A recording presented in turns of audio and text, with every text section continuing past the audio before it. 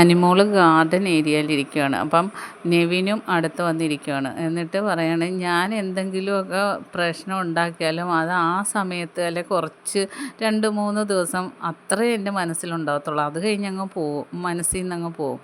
ഞാൻ ഒരിക്കലും ഫേക്കായിട്ട് നിന്നിട്ടില്ല. ഞാൻ ഉള്ള കാര്യമാണ്, എൻ്റെ ആ ഒരു സ്വഭാവമാണ് ഞാനിവിടെ കാണിച്ചിട്ടുള്ള എല്ലാം.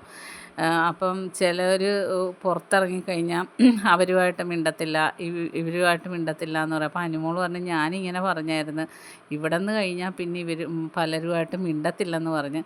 അത് പിന്നെ ഇപ്പോഴാണ് എനിക്ക് മനസ്സിലായത് തെറ്റാണ്, എല്ലാവരുമായിട്ടും കണക്ട് ചെയ്യണമെന്നൊക്കെ ഓർത്തത്.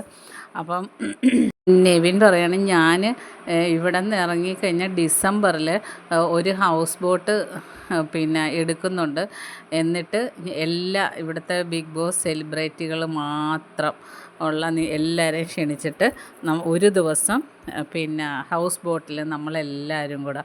അപ്പം അനുമോൾ പറയണം, അപ്പോൾ ഇവിടുത്തെ നടന്ന കാര്യങ്ങളൊക്കെ അവിടെ പറയണമെന്ന്. അപ്പോൾ അല്ല, ചിലവർ പറയും ഇവരുണ്ടെങ്കിൽ ഞാൻ വരത്തില്ല, അവരുണ്ടെങ്കിൽ ഞാൻ വരത്തില്ല എന്ന് പറയും. ഞാൻ പറയും, അങ്ങനൊന്നും ഞാൻ ചിന്തിക്കാറില്ല.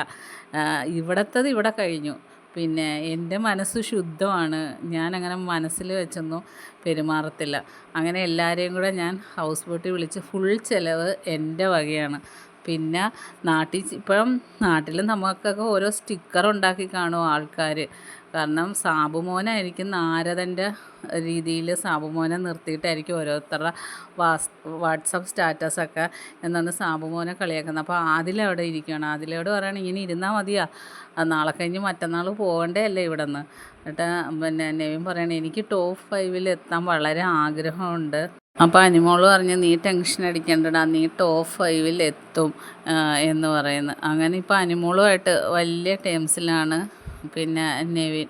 ബാക്കി അപ്ഡേറ്റുമായിട്ട് വീണ്ടും കാണാം.